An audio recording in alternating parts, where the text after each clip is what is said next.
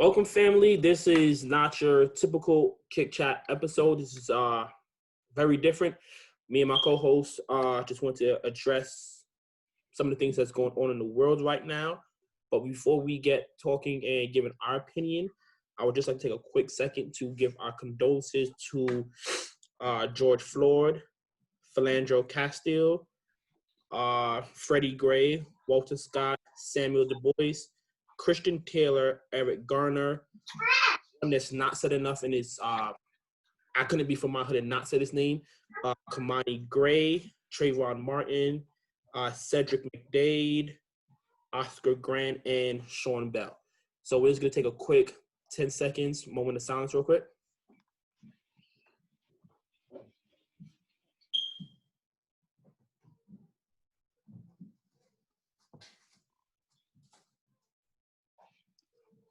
All right.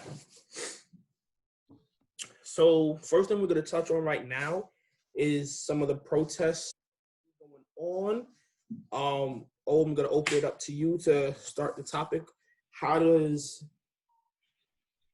you feel about what's going on in the world right now? Oh man, me right now, I was talking to my, because outside of this I teach, and one of the questions that was asked today, because we're society, we're not just ourselves in this. So, was how are you feeling right now? If there was a weather, to describe you, how would it be?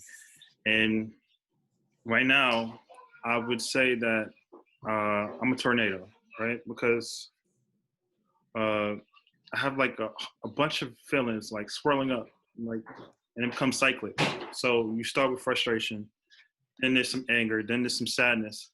So right now, it's a lot of that cyclic cycles of feeling, mostly frustration, some anger, some saddened, but in there mixes some optimism, some hopefulness that this is that point. We're starting to see that point where there's going to be a change, and there's going to be something that comes from it.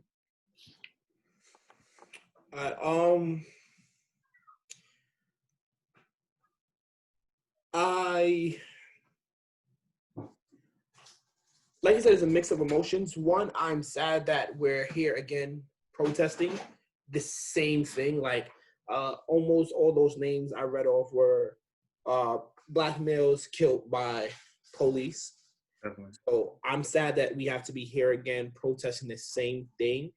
Because some, personally for me, I won't say the first, but one of the major ones of my time was the Trayvon Martin case. And I personally felt like after this, there has to be some changes. And then not too long after, it was another case. It's near and dear to my neighborhood. It was a Kamani Gray case, and there was cases after that. And I won't lie, when I first heard about George Floyd, it took me, I want to say, a day and a half to really look into what happened. And it wasn't because of numbness, because like a lot of people do talk about becoming numb to the situation, like, here we go again. It wasn't one of those cases. It was more like when is it gonna stop? And when I won't lie, like, it was the Steven Jackson reaction that like really made me feel like, yo, I can't, because I won't lie, I wanted to ignore it. Like, I took time off of social media because sometimes it's just a lot to be constantly reminded of how little value Black life holds in this community. So it was like, do you constantly want to be reminded of how you're seen outside of your personal community and the walls within you live? But when I seen Steven Jackson, who somebody's podcast I listen to regularly, I seen his reaction. I was like, okay, let me see what's going on. And it was this one was nasty. this one was like, out of all of them, like this one was nasty. And when we see the protest, the protests are where they should be at. Like I know everybody's saying this is a bad look for the African American community, and Martin Luther King said looting is the language of the unheard. And we've been unheard for as long as our ancestors have been in this country. We've been unheard. We've been constantly victimized.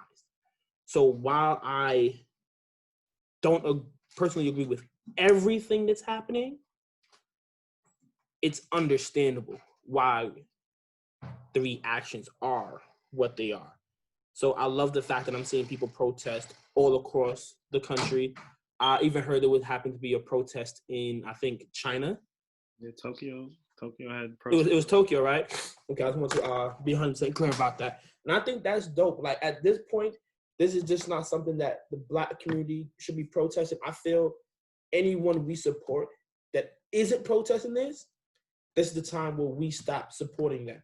Because this just can't be a Black problem anymore. This has to be a world problem, because the world wants to capitalize off of our Black excellence every day. So if you want to capitalize off of this, we need your help when it's time to talk about protection. Well, we wouldn't be remiss if we didn't talk about sneakers. So how can we now transition from current day events to how it relates to our sneakers? When it comes to the looting, as crazy as it's going to sound, I'm 50-50 on it. But if we want to talk about the sneaker aspect, what happened to Flight Club a few days ago, oh, that was nasty. That was nasty. Definitely. Like, countless videos of people ripping the gate down, breaking in there, and just like, me personally, I'm not an insurance buff, so I do not know how Flight Club bounces back from this. Foot Locker could work with Nike and Adidas to figure out how to reconcile that. Flight Club, a large part of their inventory is things that people give them to sell. So I'm not sure how that gets refunded. Especially that kid that I seen with that box of Air Mags, and come on, we know Air Mags is at least a Honda Accord on your feet. Like, how do they bounce back from that? Like, honestly, over $1 million worth of inventory was stolen out of that store. Easy. Definitely. Easy. Like, I'm not sure what insurance. I hope they have good insurance. I'm not sure what insurance they have. But, sheesh, that was, at least in my opinion, that was nasty work. Yeah. Like, I don't feel like that store was randomly looted and burglarized. I feel like there was some kids like, oh, this protest is going past where, and they were waiting on that. Like, I don't feel like some of the people that were the first in that store just happened to be like, oh yeah, of all these stores in this block, let's do, like, that one was targeted. Mm-hmm. Yeah, man. Yeah, they've been selecting and where they go to loot and how they go about it, especially using the protests as a cover for doing every single thing that they've done. Flight Club, probably the worst, because I mean they carry such exotic or grailed sneakers, shall I say, in it that it's hard to come back. And I wouldn't say not so much for Flight Club. Say it's hard to come back. I believe that people are still going to do business with Flight Club. They're going to be, if they have insurance, I'm pretty sure they have insurance because they're a brand. They're everywhere. So I'm sure that this isn't just their one store. So I'm pretty sure they have insurance. They can come back from it. They can fix their store back. And they'll get people to come back to doing business once everything is smoothed out. But the people who had these sneakers that gave them to Flight Club to hold, I wonder how they come back for it. Because my understanding, Flight Club doesn't pay you until the sneaker is sold. Yeah. So it's just like, I gave you a sneaker that costs a Honda Civic, I gave you a pair of sneakers that cost a house. How am I gonna recoup that bread? Because the amount of money that you're gonna get back from your insurance isn't worth like some of the sneakers that you have in your store, even if you insured that store. So I feel sorry for the people who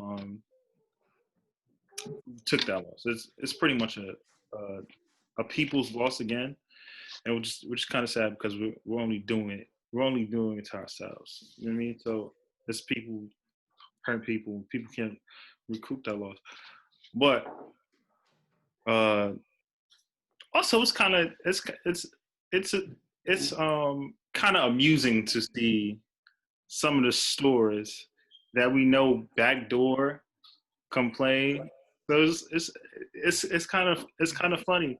And there's couple of posts I seen on Instagram like, hey, we would have let you guys in for free. You didn't have to loot. Like, come on, bro. Like we know that Yeah. you're being selective with who you give sneaks to. You're being selective with who you let in.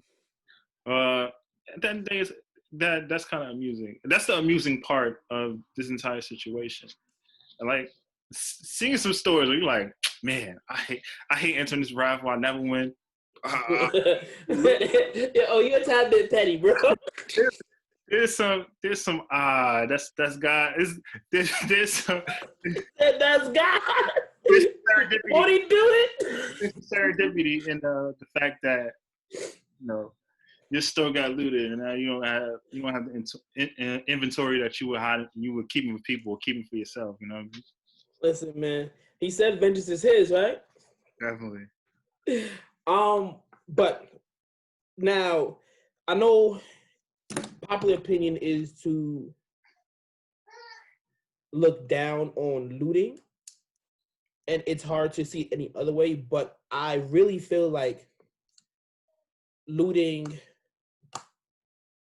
it helps push the agenda in the sense of when these stores and these large companies start losing on their end, they're the ones that the mayors pick up for. They're the ones that the police chiefs pick up for because they're the one with the capital to garner those phone calls that the majority of the citizens don't. So when these things start happening and it's affecting them personally, that's how we get the DA being moved off the course and off the case. I'm not sure who they push it up to, but like those, like as crazy as it sounds, these were the actions that had to be taken for any sort of movement to really happen. Like it is as crazy as it sounds. That dude at first wasn't even arrested. Then he was charged with, what was it, 3rd-degree murder? And now it's like, okay, they're not handling the case right. We're going to move it up to somebody that's handling the case right. Why? Because damn near like the whole, like they had to burn down multiple cities for this to happen. And that to me, truly, F looting, that's the disgusting part. That someone could murder someone on camera and for any form of action to happen, like multiple cities have to burn. Like to me, that's the crazy part. So like for me, that's sometimes like when I see the looting, I'm like, yo, that's crazy. But it's a part of the beast. And as far as like, we're two black men running this show, and we wanted to just speak on everything that's going on, but we also want to keep it about sneakers. This is Kick Chat. So as far as like sneakers goes, we are back to square one because right now in these times, stores are afraid with looting. There've been stores that have taken stuff out, like taking product out. Mm-hmm. Every retail store, not retail, resale store. They cut Urban, round 2, Truist, they all cleared it out. Yeah. So it's like we're back to square one. We're back to it being a game, and for a person who's not a bot user, it's gonna be a tough one. But Oh yeah. These times show you that change will come, and change can come if the right people are behind it. So know that at this moment in the sneaker game, if there's a sneaker that you want, it's going to be extremely difficult to get. But if it's a sneaker that you don't want, like me in the next coming weeks, you'll be perfectly fine. And it will change. Things going to change, and things going to get back to the way it will be.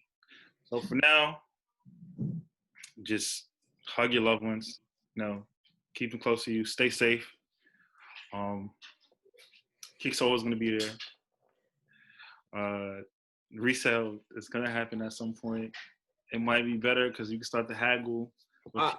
Talking about reset, if you're in LA and you have some size 10s that you looted, yo, holla at me. All right, man. Peace.